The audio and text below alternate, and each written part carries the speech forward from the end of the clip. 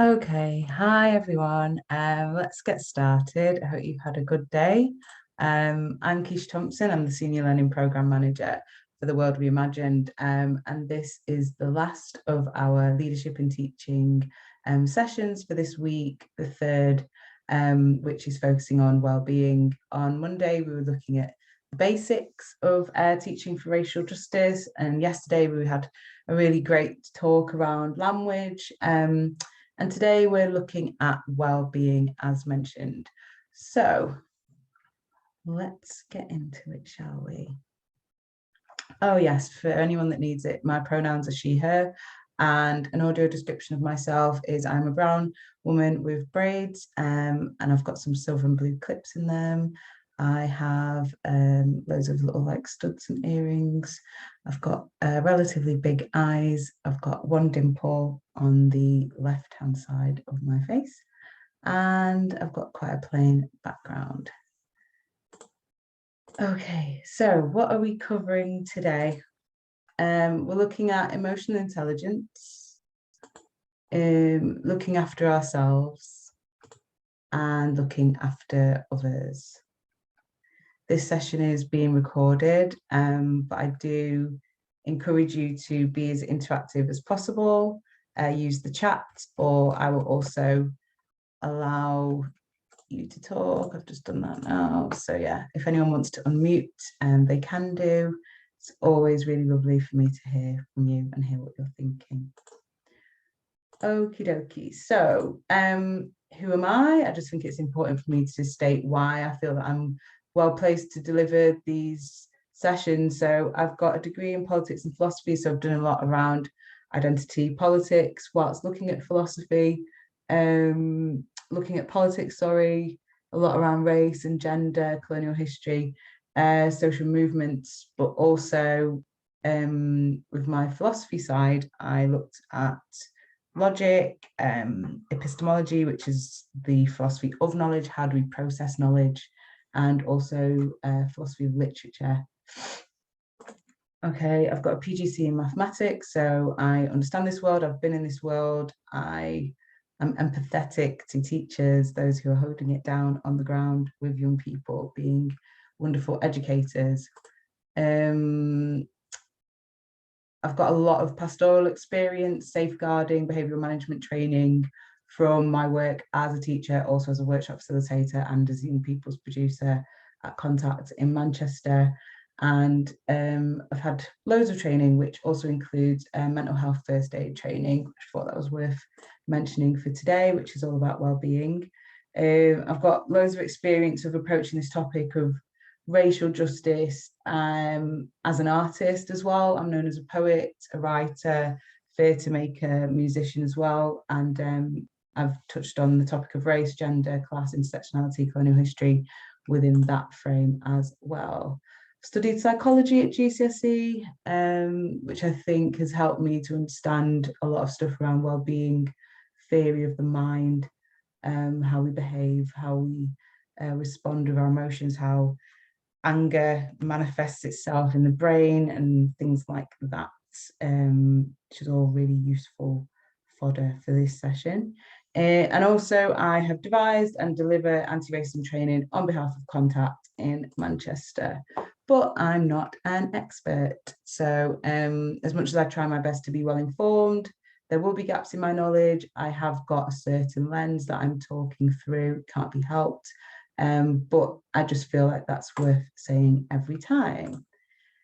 Okay, so today is all about well-being, and I thought the first thing that we could do is to just describe ourselves. If we had to think about how we feel today in the form of a weather forecast, how would you describe yourself? I'm going to say a warm, kind of mini tornado. Because I feel like I've been doing a lot today. I've been spinning around, but I've managed to get through everything. So I'm feeling quite warm, quite flustered, quite active, but in a positive way. So that's why I suppose it's mini, because it's all very minimal. I've not created any kind of damage. It's all fine, but I just feel like I've not really sat down today. So that's how I feel in the form of a weather forecast. Would anyone else like to volunteer? Would anyone like to put it in the chat or unmute and say how you're feeling in the form of weather?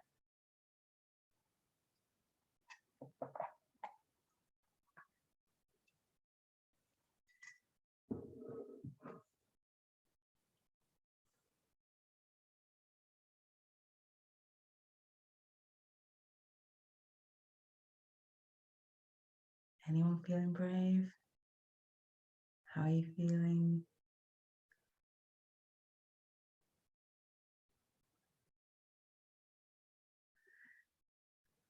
Okay, I will move it on.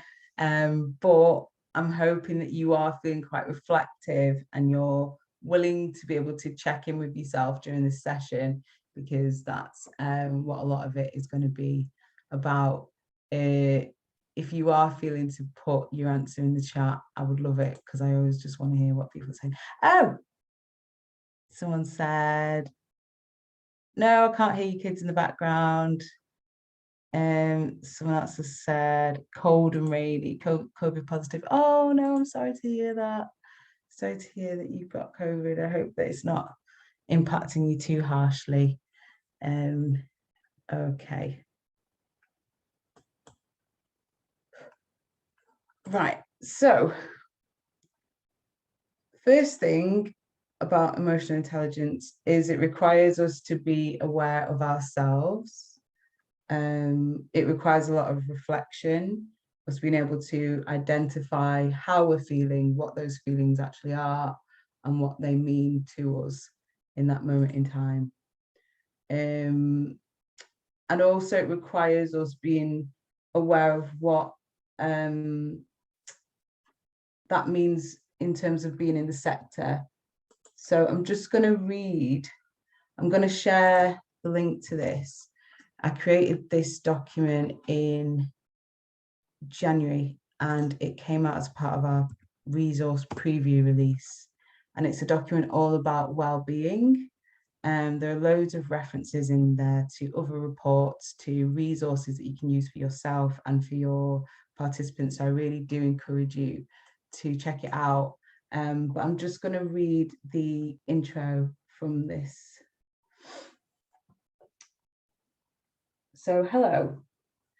Wherever you are in your journey with teaching racial justice, it's important to acknowledge how the topic can have an impact on you and your students. This document will serve you to support you with strategies and resources that will make the process safer and easier. The colonial history in the UK is a shared history that can be seen at a structural level. However, there are many personal ways that the topic of racial justice will connect with us culturally, mentally, and emotionally. So we have created this document to help you think about how to create a safe space for all involved as you go on the journey of discovery with our learning programme resources. Okay, so the first section is health and wellbeing amongst educators. In 2019, Ofsted released a report with a specific focus on health and wellbeing of teachers. It was found that many educators were feeling overworked and under-resourced. Furthermore, on the NASUWT survey found that during COVID, 8 in 10 teachers reported having adverse mental health responses, with 23% using medication and 12% seeking counselling to deal with the stresses of the job. It's really important that you find this work meaningful, manageable, and enjoyable. And so, along with the classroom resources, we want to support you with some strategies and recommendations to help you manage the impact that this work can have on you and your students. Okay, so we need to address racial justice now.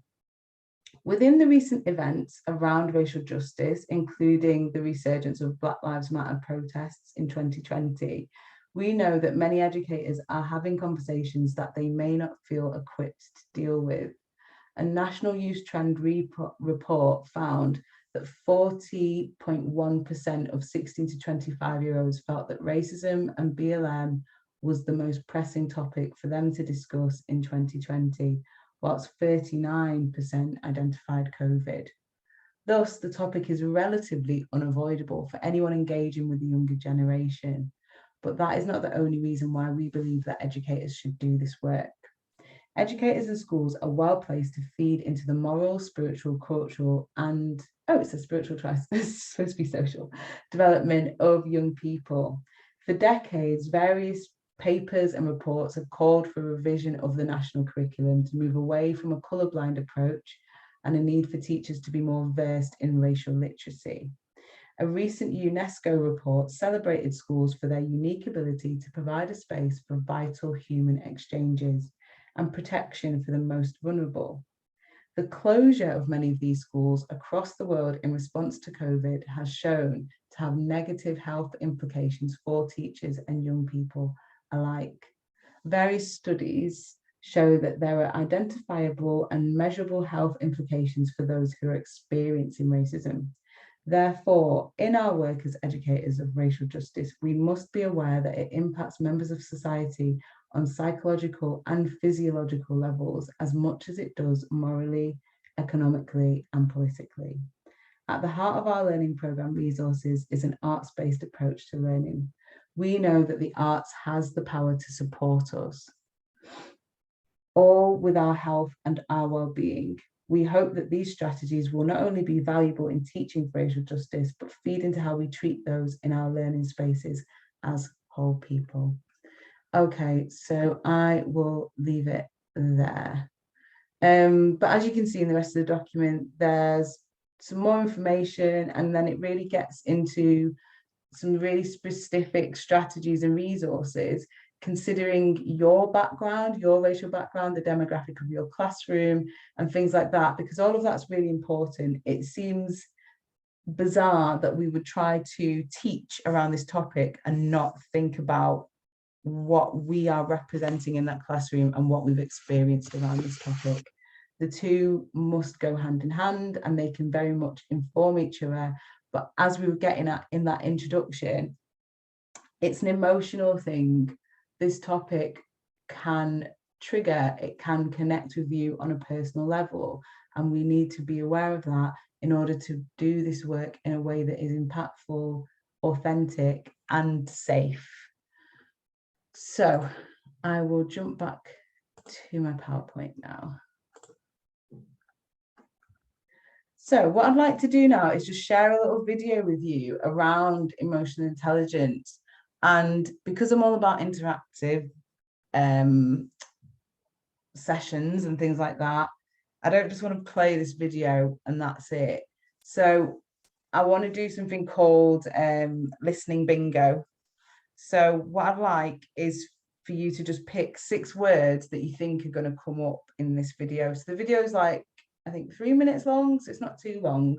But yeah, so I'm just going to give you a minute now to think, okay, there's going to be a video on emotional intelligence, 6 words that might come up, and you can't pick emotion and you can't pick intelligence. You can't pick develop either. So those 3, you're not allowed, but 6 others, give you a little bit of time to think about that, what words might come up.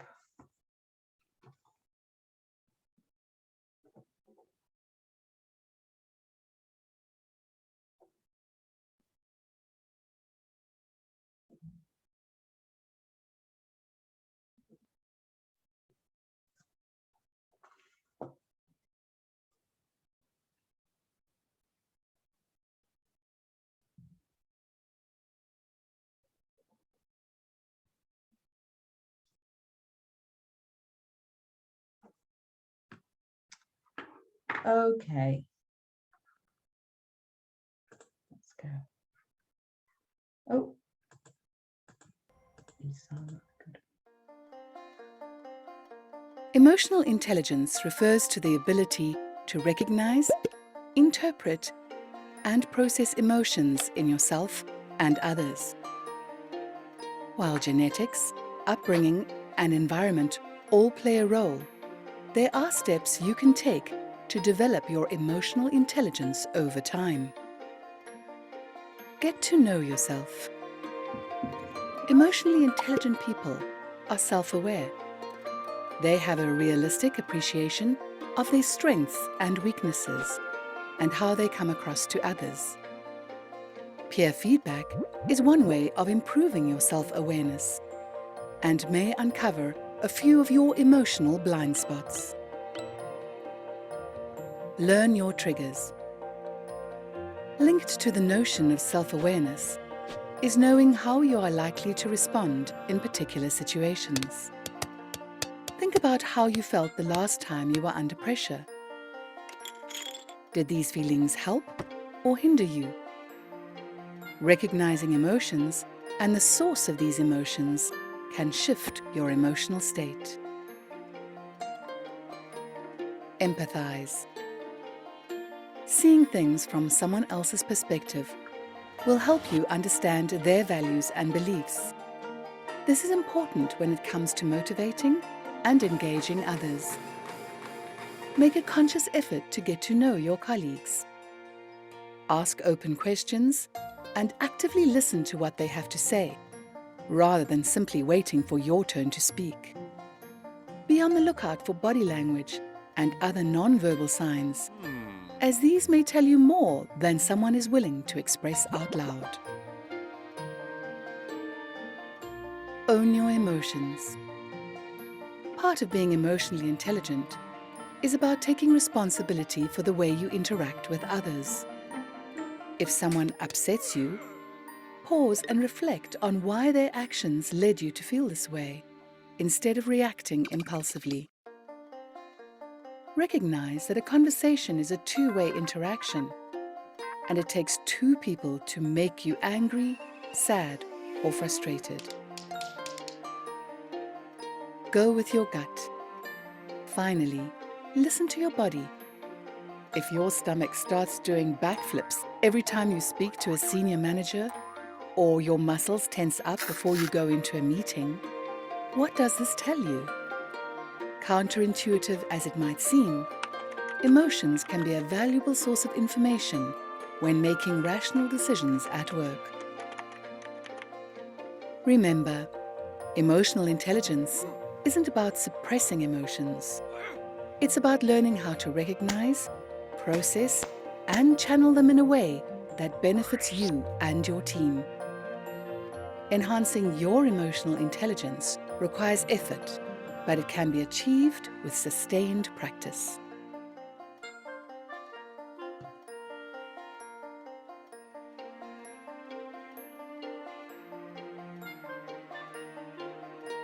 Okay.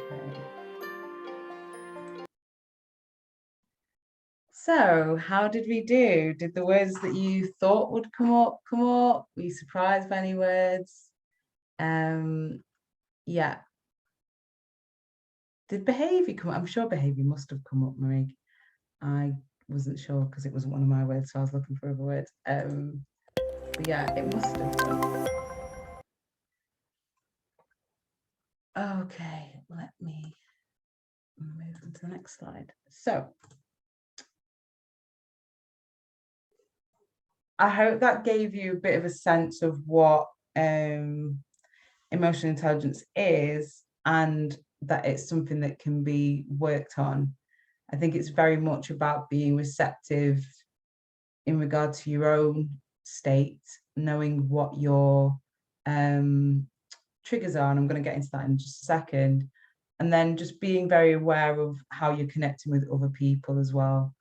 As we know, as educators being in a space, it's never just about the subject matter, it's never just about the topic, it's about so much more. And when you're dealing with young people, they come to you with so many issues and vulnerabilities, and we have a duty of care there. So I really think that it's important for us to take things like emotional intelligence quite seriously when we are doing this line of work. So I'm going to share two anecdotes with you where it's just an example of times where I had to kind of monitor my triggers, my boundaries, and what I kind of did to help the situation, help move things forward. Very small anecdotes. So the first one is about ordering food. So when I was working at Contact as young people's producer, a big part of my job involved feeding my young people, which was always such a joy. I love it. I actually love food, but like ordering food for other people is always just so stressful, and it's big responsibility, as we know. But yeah, so I'd always have to get all my young people to fill out forms and tell me what their allergies are and what things they can eat, what they don't eat, vegetarian, vegan, all that kind of stuff. So I'd done that, got all the information, and I thought I'd done a good job. I'd ordered some Subway platters this time round, and I had a young person come over to me, and he said that he wants to eat the meat, but he can't eat the meat because it's halal. So I was confused because I was like, oh, okay, you didn't put that on your form that you had an issue with halal meat. I've had to order halal meat because there's some young people in the company who are Muslim. So I was like, can you eat the vegetarian stuff? He was like, I don't like vegetarian stuff. So I was like, right, okay. So he wants to eat meat, but he wants the meat to be not halal. So I was like, right, okay. But as I said, it was already quite a stressful situation for me because I was like, right, I need to get this right. So that it was just annoying that someone was still irked by what I'd ordered. But then also, my dad is Muslim. So I had to be aware that for me, there was a sensitivity there. So for him to come over and say, I don't like halal food, and I knew that he didn't have any religious links or anything like that, I was a bit confused. So I needed to be able to question him, but not have that personal attachment. And I could feel myself feeling quite like flustered and annoyed and offended. Actually, I knew that I felt offended, and I was like, do you know what, I don't feel like I can manage this conversation. So I went over to my boss, who was thankfully in her office, and I told her what was going on, and I was like, I really need you to step in here and find out why this young person doesn't want to eat this food, and what I can do as an alternative. But I just don't feel like I can have this conversation because I just already felt offended by the way that he said it and the fact that my dad is Muslim. So I just felt that there was that link there, and it was just too close for me. So that's an example where I had an emotional response, but I knew I had a duty of care. And I was going into a place of judgment because immediately I was starting to think, what's this person saying about, this kind of food and this kind of thing? And I'd not really gotten into it with him yet. And, I was like, was it for environmental reasons or anything like that? I'd not managed to even get to that point because I knew how I'd responded emotionally. So on that occasion, I had to step away from the situation and let someone else manage that conversation. And then my boss was able to relay back to me what he'd said with some distance, and then I was able to order something different the following day. So that's just an example of where I noticed and identified an emotional response and had to do something about it so that it didn't impact my young person. My next story is saying what? So I grew up in a household where it was deemed to be really rude to just say like what. So if my mum ever said, Keisha, she was like calling me from downstairs or calling me to come and anything, I would have to say, yes, mum, or what, mum, or something like that. I could never just go what. Like if I said what, she'd be like, what, who? The dog? Like, who are you talking to? What? Like, it was just outrageously rude for her. So that was always a thing for me. So then I remember when I was teaching at a school in Salford, and I was doing the register, and then there was a girl who she always used to come in, she was always talking. And I said her name, and I was like, look, can you turn around please? And I said her name, and she turned around and she was like, what? And I remember it just, I can't, because it's not that big, is it? But I was so offended, and I was like, get out. And I sent her out, and all the students were like, what, miss, that's really, like, why are you sending her out? She didn't do anything. And I was just like, that was really rude. Like, why is she speaking to me like that? But I could see from everyone's faces that they were really confused, and it was like an overreaction on my part. And then I was thinking, yeah, I guess it is. Like when you send someone out, like they've got to be doing something really bad, or it's like very disruptive. Do you know what I mean? But this girl just said, what? So I've got to acknowledge that that was a sensitivity for me, that was a trigger for me, and I'm bringing in my own baggage from being in a household where what was deemed to be so horrendous, when actually when you scale it back down, it's not that bad. Like, she didn't swear at me or anything. Do you know what I mean? So I went out and I apologized to her, and I was like, look, I'm really sorry. I shouldn't have sent you out. I've probably overreacted here, but the reason why I did that is because of X, Y, Z. And what I prefer is if you came in the classroom, weren't talking, and didn't address me as what, like, if you could say yes, miss, or anything like that, that would just be preferable for me. Is that okay? And she was like, yeah, all right. So she wasn't too upset. But yeah, that was a moment where I definitely escalated the situation way more than it needed. So my question to you is, what are your triggers? Like, are you aware of the things that send you off? Are there any topics or words or smells even? Like, it's really good to just be on top of those things and just know, oh, do you know what, when someone brings up this, or when I hear that sound, or when someone says that word, it just sends me off, so that you can be on top of it, so that you're aware. And it's something that you can say in advance, maybe depending on the relationship that you have with your young people, or it's just something that you need to check on. And when that comes up, you might need to have a backup plan or something that you can then defer to help you come back down and manage your emotions. So I don't expect anyone to share their triggers in this space. That wouldn't be appropriate, but I just want to give you a bit of time to reflect on that. And I've got a few other questions. So what are your triggers? What are your boundaries? What are your comfort levels? Particularly with talking about race. So yeah, how comfortable are you with this topic? Is it something that you feel that you talk about quite a lot? Is it something that's new to you? How do you feel when you talk about it? I think all of that's really important for you to be aware of, and to share with your young people, to be able to say, look, this topic makes me feel anxious too. And it would probably alleviate a lot of them to know that. Marie said in the chat, you have high expectations and should not lower those standards, but you can learn to control how you respond to others. Yeah, definitely. So I think for me, it was like, I definitely wanted my class to know that I have high standards and that I expect respect. So going back into the classroom, I explained to everyone, I was like, what I'd like is for everyone to say yes, miss, and things like that. But I think the way that I responded of sending her out wasn't the best way to respond. So I take responsibility for that. But yeah, thank you, Marie. But yeah, so I'm just going to give a minute now for you to just reflect, and you can write these down, or you can just record into your phone, or whatever is best for you. But I really want to give you some time to think about this topic of, what are your triggers? What are your boundaries? What are the things that make you feel uncomfortable? And how comfortable are you with discussing race?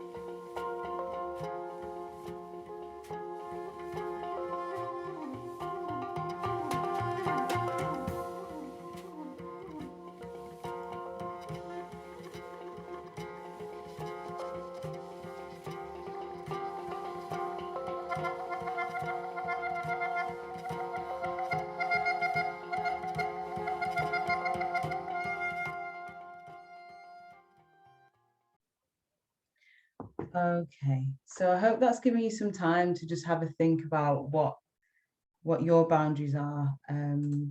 Yeah. So next thing I want to talk about in terms of us thinking about ourselves and our well-being is embracing failure. I'm very much an advocate of this concept. I feel like when things go wrong, in inverted commas, in quotation marks, it's not really the end of the world. It's a learning opportunity. And actually, sometimes when things go too smoothly, it can be unsettling because I'm like, oh, was that a fluke? Or, it's only from having like compounded experiences and knowing what good practice is that I can feel confident in that. But I'm very open to exploring when things have gone wrong in any situation, because I just feel like it's a moment for learning and for growth. So I'm always about us interrogating what this idea of failure is. Things cannot go to plan, but it doesn't have to be a bad thing. And let's be honest, around this topic in particular, racial justice, we know that things are going to go wrong.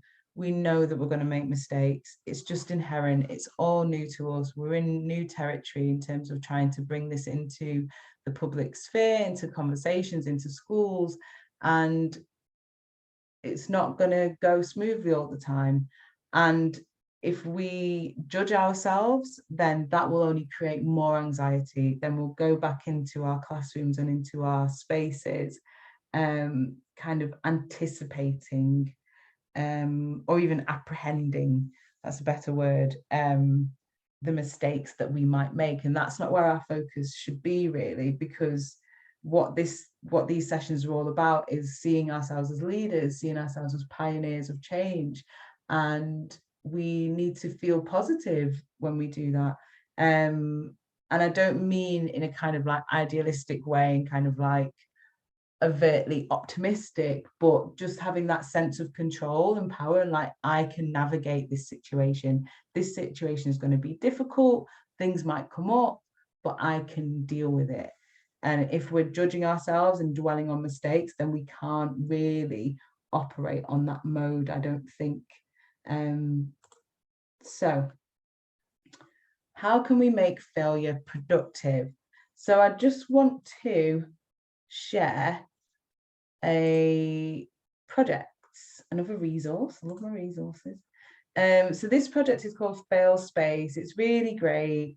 And they've got loads of little tools and resources that help you to map out different types of failure in different contexts. And the one that I'm going to use today is called Postcards of Failure. I'm just going to read what's in the chat, sorry. Schools have rapidly grown with a high level of international students. 5 to 6 years ago, the discussion of race would have been a non-starter.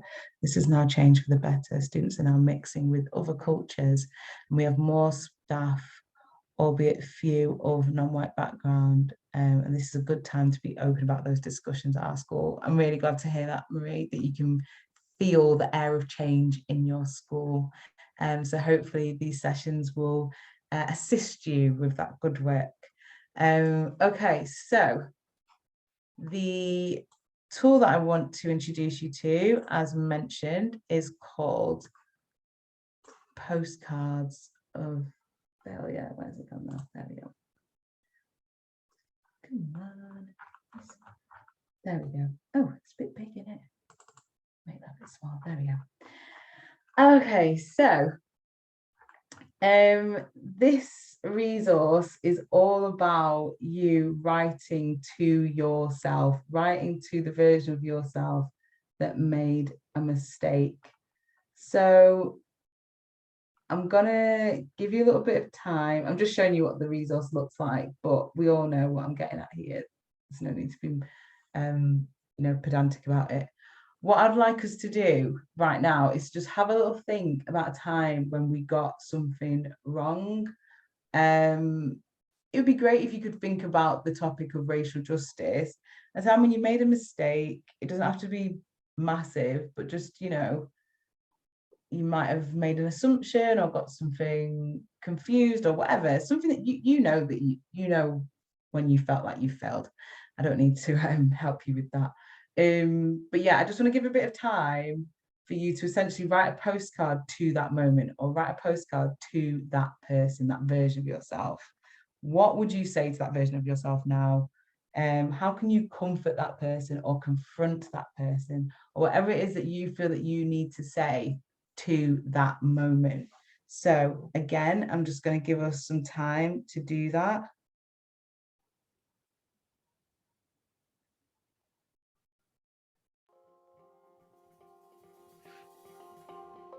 So I'm going to give you 4 minutes to do that. Just have a reflect. What was that moment?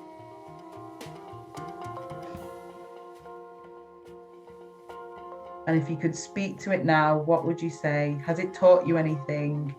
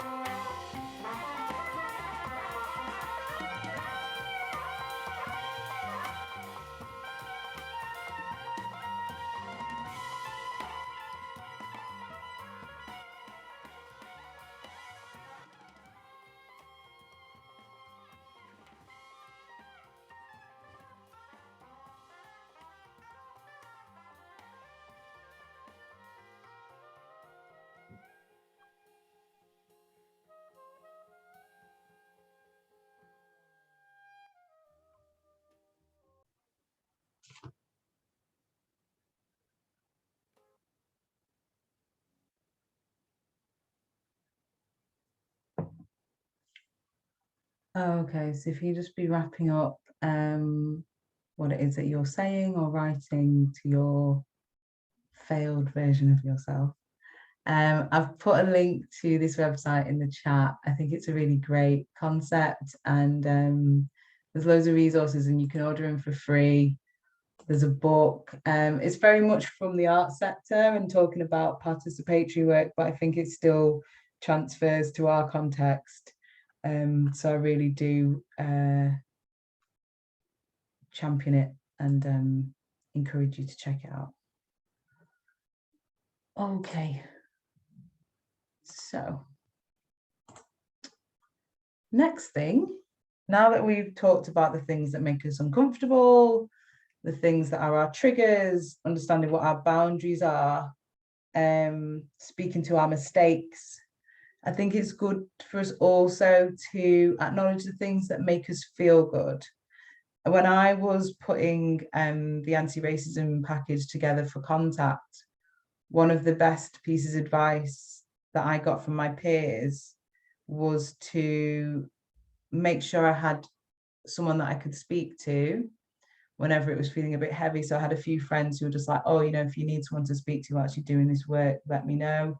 That was really helpful because I was having to read a lot of stuff around the topic, and it can be quite heavy and overbearing sometimes. And then they also said, make sure you've just got some really cool literature that's got nothing to do with what you're reading. I was like, oh yeah, that's good. So I had like some graphic novels and some sci-fi and just some fiction books, stuff that was just absolutely just the other side of the spectrum to all the academic things I was reading, all the papers, all the articles and the books. So that's what I'm asking you to do, is have you got a care kit ready? So for those hard days, so don't wait for the hard day. Don't wait for the day when you are at your worst and you're malfunctioning and you just need comfort, you need a big hug. Don't wait for that day. Have it ready. Have your care kit ready, because we know those days will come and we don't know when they're going to happen. So let's be kind to our future selves and think about, are there any books that make us feel good? Is there any music that makes you feel good? Food, your friends. So whatever, what are the things that make you feel good? It could be incense, it could be bath bubbles, like it could be knitting. So whatever, but if you could put a kit together for yourself, what would be in that kit? And again, I genuinely want to give you some time to think about that. How often do we give ourselves time to think about something as beautiful as that? Not as often as we should, I am sure, particularly for those who are working in the education sector or doing any work around this topic. So yeah, I'm just going to give you another minute and ask you to just think about, if you could have a care package, what would be in that care package?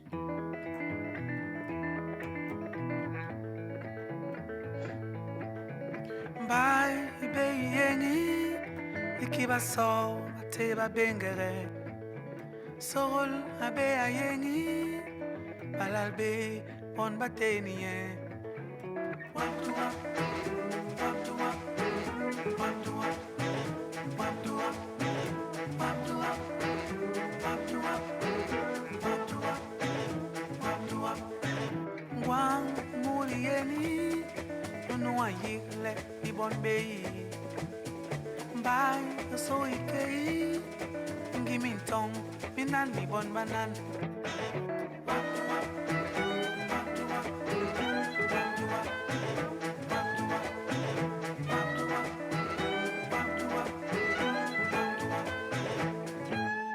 Kwehani, ileni memoni. Kwehani, ilama kebago. Okay, and if we're really being on it, we'll have a few of these. You should have one in your car boot, maybe. You should have one in your cupboard at work, if you've got a cupboard. Have one in your kitchen, maybe. So just a few spots, emergency spots, where you're like, where might I need this? And let's go out and do it. So this weekend, I definitely encourage you, on your shopping list, put your care kit on there, because it's important. It's a part of your well-being. It's a part of you developing your emotional intelligence. So you're not dwelling in any kind of negativity. So, you will have your bad days, you will have your moments where you feel low. And it's not that this will necessarily lift you out of it immediately, but at least you're doing something to speak to that and to acknowledge that and to bring yourself out of it gradually, however long it takes. But it's all about self-care. Okay, so I'm just going to put us on a break, 5 minutes, and then we'll come back and talk about how we look after others. Speak to you soon.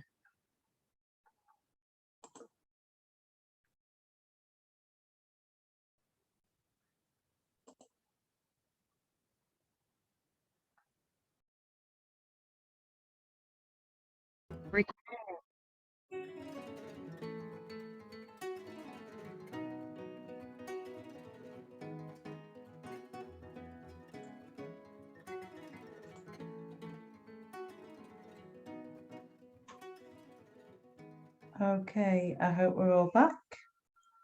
Apologies if you can hear any of that drilling in the background there. I've got some work going on near my house. Okay, so looking after others. So, as I was mentioning in the intro for this talk, we can't delve into this topic of racial justice without considering our own racial background and the racial backgrounds of those that we're interacting with. So I ask you to consider, what is the demographic of your school? What is the racial mixture of your school, of your classroom, or the group that you're working with? Are you in the minority or the majority? All of this really matters. Are you in a space where it's all white? Are you in a space where it's very mixed? Are you in the minority? Are you in the majority? All of that really, really matters. And it's something that I ask you to take into consideration and analyze with great gravitas. Because by not acknowledging those things, it can have massive impact on your young people or your participants, and also can undermine any of the work that you're doing if it's not something that you acknowledge. What we need to consider is, how is everyone feeling represented? How is everyone feeling heard? Who is in the minority, and how can they be supported?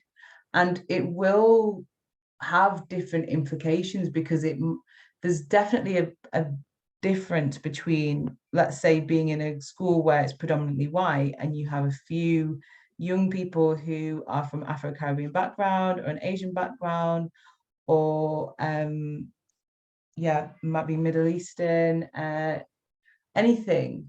So what is their experience? How are they feeling that they're being reflected when this topic of race comes up? How can you support them? And that's a very, very different conversation and consideration to being, let's say, in an environment where it might be quite multicultural, and in your classroom, for example, there might be one white student or two white students. They're in the minority, but in terms of the demographic of the country, they're not. So that's a very different dynamic. So they'll experience being in a minority in the classroom, but not in wider contexts. So that's something that you need to acknowledge, and just think about the implication of that when you are bringing up the topic of race in your classroom, and how can that be addressed, because those things will come up. Do not assume that they won't. So another thing that we need to think about is just the power of lived experience, right? So whatever we're talking about in the classroom, is someone from that community in that room? Are they being represented? And if they're not, then we need to be mindful of that.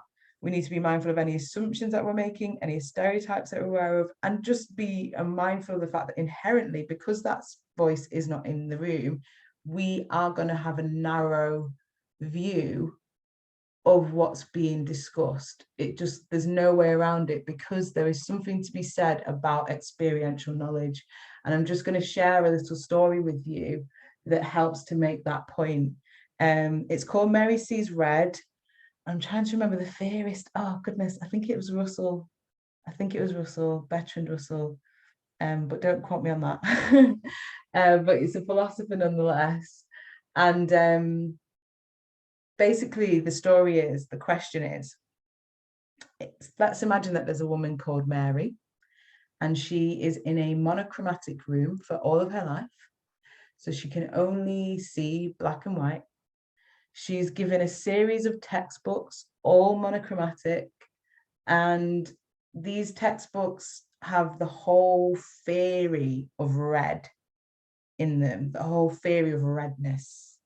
So she's read a whole bunch of stuff, scientifically, fiction, cultural, political, everything that you could possibly know about the colour red, she has read it from these textbooks. And the question is, does Mary know what red is? Or is it only upon her stepping outside of this room and seeing the colour red, experiencing the colour red, does she then know? And it's just a question for you. There's no right or wrong answer, but if you think that there is an extra way to experience knowledge, that it's not all heady and logical and fact-based, and that it's actually about what you experience, that it's a sensory thing as well, then that shows that there is power of lived experience. There are things that you will never know because you've just never experienced it. And it's just as simple as that. And that just means that you have to give voice to people from different perspectives from you in order to have an environment where there's collective knowledge, where there's shared knowledge, but that whenever you're in a situation where there's a voice that isn't being represented, you just have to acknowledge that there is a void there. Okay, so looking after others. I think I talked about this yesterday or the day before, but it's a really interesting thing to consider when you're doing this work. When did you first realize what color you were? What was that moment? Do you remember it? Was it a positive or negative experience?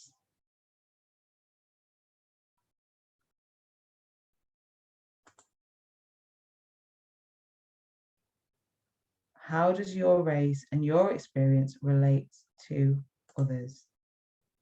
Okay, so I've got another task now. I want you to consider your student self. So the version of you that is young and is at the age when you started to understand this topic, this idea of race and colour and people being from different backgrounds or being from different races. Like, when did that concept find its way to you? How old were you? And if you could write to that version of yourself and invite them to the perfect lesson on this, what would that be like? What would that look like? I think I said that I think I knew what colour I was before this, but I did have a girl when I was probably about 8 say to me, oh, I wish I was, this is not a phrase that's acceptable anymore, but she said, I wish I was coloured like you. And I was like, what? And I was like, you're not see-through, like, what are you talking about? But yeah, so I remember being 8 around that time, but I was already conscious of my colour before that. But also I was really lucky that I went to a really brilliant primary school where we celebrated all different cultures and religions and talked a lot about what different people from around the world did to celebrate different events and calendars and all that kind of stuff. So I had a really great sense of like people being from different cultures and parts of the world and speaking different languages. And we had a group called the Black History Group, and they would take all of the young people who were from Asian backgrounds and Afro-Caribbean backgrounds, and we'd go to the library, and there was a special part of the library that had all these books in there, and some of them were around colonial history, but some of them were about pre-colonial history and just around like Africa, and like I remember there was a lot around Marcus Garvey and Haile Selassie and Rastafarianism, and there were these books, these fairy tale books, and instead of like Goldilocks and the Three Bears, it was Afro Puffs and the Three Bears, and just it was really great. Like, it was lovely, and I think there were instruments there as well, like loads of instruments from around the world and stuff. And it was just a really great space. I loved going up there and just exploring and just feeling represented. And the only thing that I used to feel sad about was I'd come back down and go to my class, and I didn't understand why it had to just be for young people who were from that background, who were either Afro-Caribbean or Asian, because I'd go back into the class and my white friends, I'd be like, well, why don't you know about this stuff? Why don't you get to know about this stuff? Because I now feel like so galvanized and full up and satisfied with all this information about my heritage, but you don't know it. So you won't have that kind of respect or acknowledgement or understanding of what my people are about and what they've achieved and what they've done. So that was the only thing that I would tweak in that. Obviously, it's great to have exclusive spaces, and that's really important for certain kinds of discussions and things. But in general, I wanted it to be available to everyone. So from that point or onward, whenever it was like an essay or something, or a presentation or something, it was like, what would you like to talk about? I was always like, Black history should be compulsory for everyone. Like, that was my immediate response. I'd always do a presentation on that. So yeah, my question to you now is, if you could go back to your student self, your younger person, and rewrite how you were introduced to this topic, what would that look like? So I'm going to give you 5 minutes to consider that.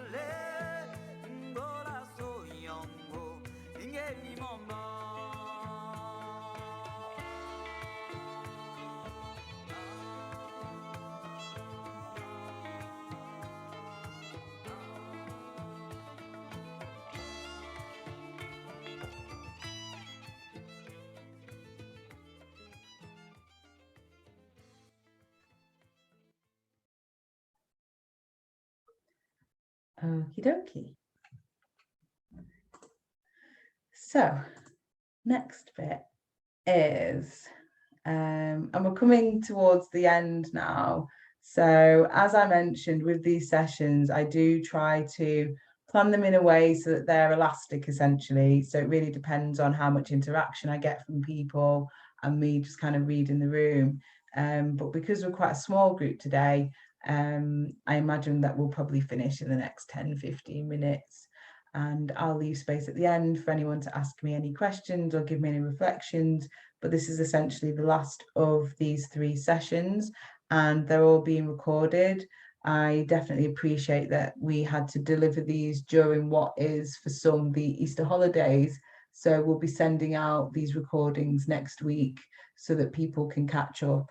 And I really hope that you make use of the resources that we've signposted throughout these sessions. Okay, so it can't always be academic. One of the things that I really push out when I'm doing my anti-racism training is to get people to realize that this shouldn't feel burdensome. It can't be that when we're talking about racial justice and we're incorporating it into our curriculums and into our everyday lives and into our ethos and whatever else, it cannot be that it just comes from an academic place and it feels like a chore. It's not sustainable, and also kind of undermines what it's about, because I'll be very honest about the fact that I have grown up in a very multicultural area, a part of Manchester, South Manchester, that's just wildly diverse in so many different ways. Literally on my street there is a mosque, there is a gurdwara around the corner, there's a Hare Krishna centre, there's a Hindu temple at the top, there's a whole bunch of different types of churches, there's people that just speak loads of different languages, so many different types of restaurants here, so many different types of festivals. I got exposed to so many different types of cultures, and it just gave me so much joy. Like, I love learning about where people are from, what they do, what they eat, what they celebrate, what they wear. How do you celebrate births? How do you celebrate weddings? Just all of it. Traditional stories, just everything. It's just endless. I just think it's a beautiful, beautiful thing to know that everyone comes from a different place and we have ways that we can share, and there's similarities and differences, and it doesn't have to be contentious, and we can live harmoniously. It's just something that I like to gallivant around and bang the drum saying, and hope that people are listening to me. I think we can get past the point of tolerance. I think we can get past the point of thinking, oh, I know how to be around a certain person, and get to a point where it's joyous and it's motivated by a want to connect and respect where other people are from, whilst not having to like mitigate or sacrifice anything from yourself. And because I've seen it, because I know it, because I live it, I know that it exists. So I feel that that's important, that I come from a space where, you know, there are people in this world who don't think that somewhere like this can exist where I live. And I'm like, no, it exists and it's great. So that's my little, I'll come off my little soapbox now, but that's where I'm coming from. That's my motivation. So in that, I always like to ask people to think about, what are the social things that you do? What are the fun things that you do? You know, are you part of a book club? Do you like to bake? How can you decolonialize that?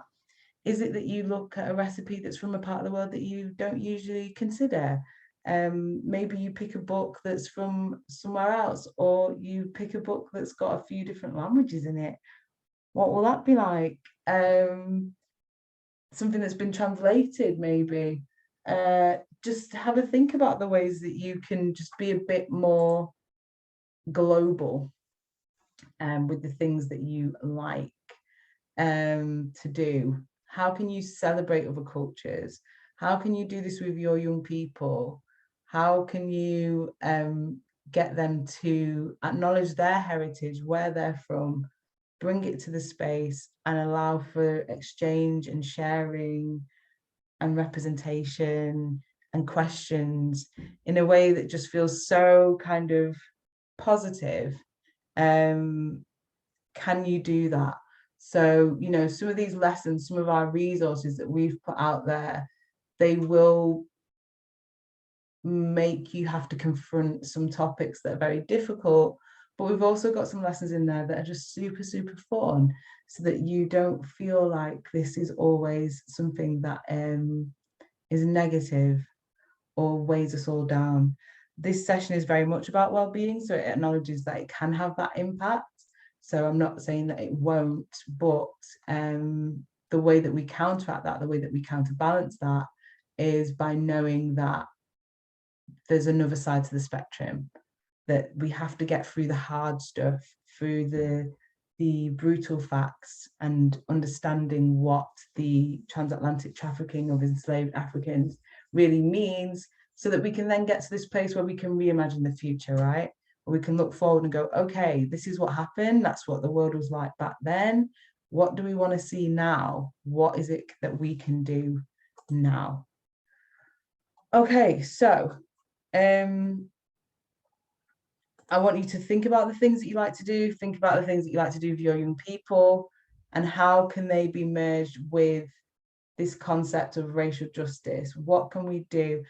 As I've said throughout these sessions, I'm a very interactive person. I'm a very action-based person. I don't like to talk to nothingness. I think we can all leave this session with at least one thing that we can go forward and go, oh, do you know what? I'm going to do that, or I might try this. And if you can do that, then I am super, super happy. I'm always about, what is the action? What can I take away from this session and go forth and do? How am I now different? What tool have I got now? So this is the last postcard that I'm asking you to write. I would like you to invite yourself, your future self. So write a postcard that is an invitation to your future self as a leader in racial justice. What are you inviting your future self to? So I'm getting you to think about something that's social or celebratory. What are you doing? What's happening? Is there a dress code? Is there music? Is there food? So I want you to think about some kind of event that you would invite your future self to as a leader in racial justice, and what does that look like? And can you articulate it in the form of a postcard? I think you can. So I'm going to give you just a couple of minutes to explore that. I've journey me munuing em long. I've sony me le many anti paintong. One love, one love. I've journey me munuing em long. I've sony me le many anti paintong. One love, one love. Me kami hun munu kere makun. Me kami bo munu kere libo. Tong the love, one love. Me tong ni oe vitang penemena. Me yang ni oe vitang penemena. Tong the love, one love. And tong the love, one love. Tom make me peace, me tong on dicky love. Pikun keba warm, keba dicky love, keba love. One love, keba love. One love.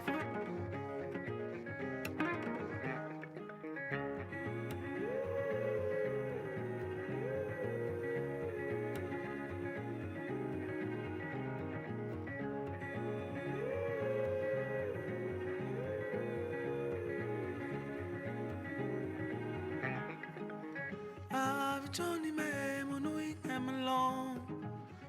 I've sony me le many anti paintong. one love, one love. Great question, Maria. Yeah, Marie, sorry. I'll answer that in just a second. One love, tongue to love, one love.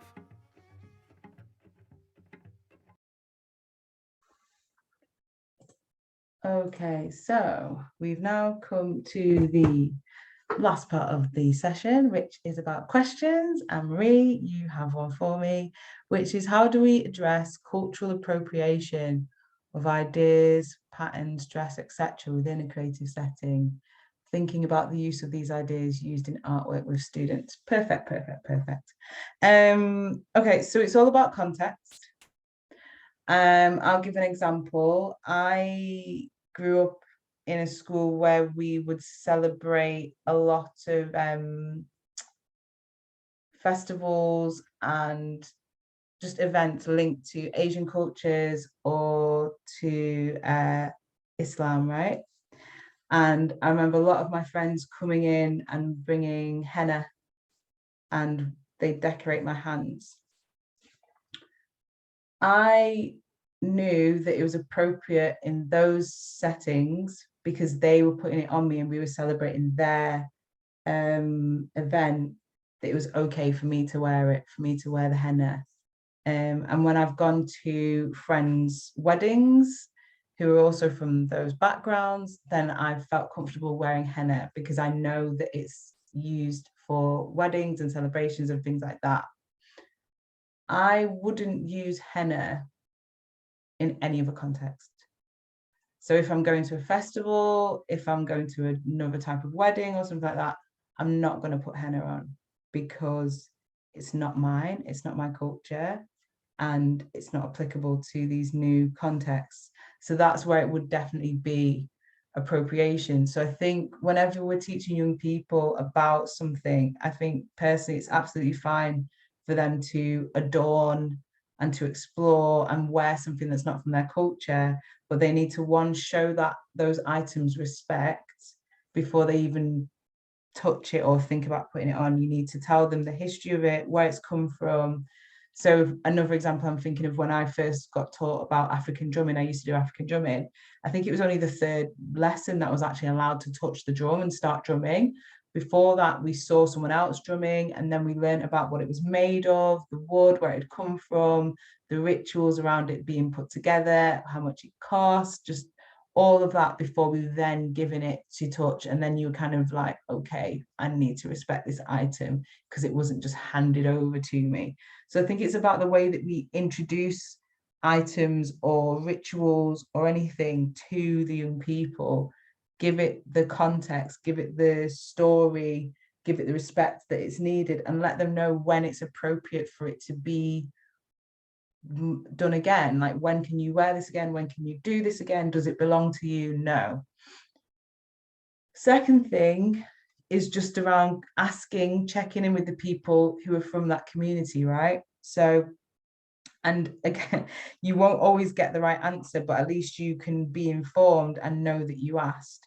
So I remember when I was working at a theatre and we were looking at this show, which was going to be happening in a sari shop, a really beautiful show. But the director was a white man, and he was saying that he was very aware of where he was coming from and what he needed to learn to be able to direct this show and stuff like that. And then we got into the conversation of cultural appropriation and all of that stuff. And he said that he had been invited to a wedding and his friend had told him that it was okay for him to wear, you know, the traditional dress from that culture, but he still didn't feel comfortable. So he went in a suit and tie because he was like, that's what I feel comfortable doing. I don't want to feel like I'm appropriating. So even though I was told that I could wear that, I chose not to. And one woman in the audience, because it was a sharing, so there was an audience there. She was like, oh, if I'd have seen you wearing the, you know, the cultural wear, that would have been completely fine. I would have loved that. I would have been like so impressed and whatever.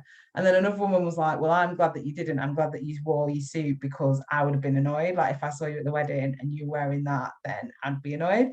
So it's just like, you can never win. You're never going to please everyone.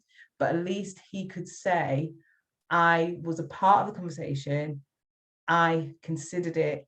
I was told by the host that I could wear it. So if he did wear it, he'd be able to go, look, I know that I'm allowed to wear this. I've been told that I can, and I wouldn't wear it in any other context, but he chose not to. So that's where I think I sit with that question, that I think it's about considered choice. The choice does come back down to you as to whether you put something on or you do something. No one can stop you, essentially, but you need to be informed as to why you're doing it, where it's come from, and if you're the right person, and if you've consulted with someone from that community as to whether it's okay. That's my response on that. I hope that wasn't too waffly, and I hope that was helpful. Yeah, please feel free if you've got any follow-up questions or points, or if you want to unmute, that's completely fine. Has anyone got any other questions or thoughts around anything that we've discussed today, just about well-being? I've not delved into too many things in terms of resources and things like that, because that document that I shared in the chat that we put together has got the whole list of stuff, and it includes a page which is around language, and just some words that might come up, such as like racial trauma, gaslighting, gives you a definition for those, and also shows you some other websites that have got bigger lists of words and things that are linked to this topic of racial justice and well-being. So that's all stuff that I think takes a little bit longer to digest, and that's why we released that resource, because it's very much about you taking your time with it. And there's a back section, if you were to print it off, that has an area where you can make notes and things like that. So, you know, if you do want to go back to those exercises that I've done with you today around thinking about your triggers and your boundaries and your self-care kit, all of that, you can make a note of that in that resource if you like. Any other questions or points before we wrap up for today?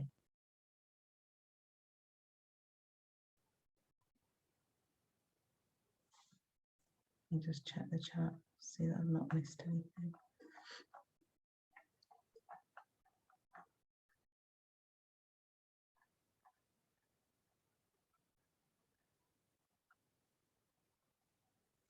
No. Okay, well, thank you so much again for joining me. It's been a pleasure talking to you about this topic. I hope you found it useful.